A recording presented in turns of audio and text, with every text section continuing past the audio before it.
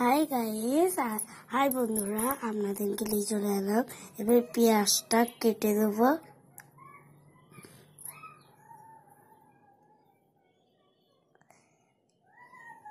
পেঁয়াজটা দিয়ে দেবো।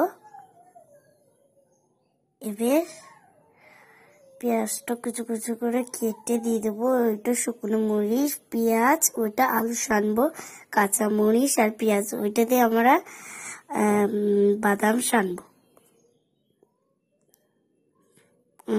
আর এদিকে বাদাম আর নুন, আর এটা হচ্ছে আলু, যেটা দিয়ে আমরা আলু সান করবো, আলু সিদ্ধ এটা।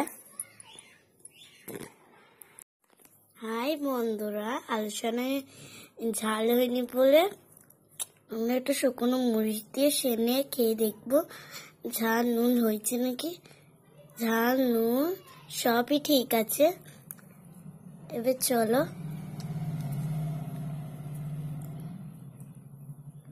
এটা হচ্ছে পেঁয়াজ, এটা শুকনো মরিচ,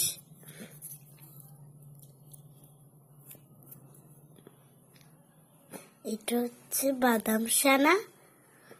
খুব সুন্দর খেতে, কিন্তু একটা লাইক, একটা কমেন্ট, একটা শেয়ার, কিন্তু পাশের ঘরের ঘন্টাটা লিংক করে দিবেন।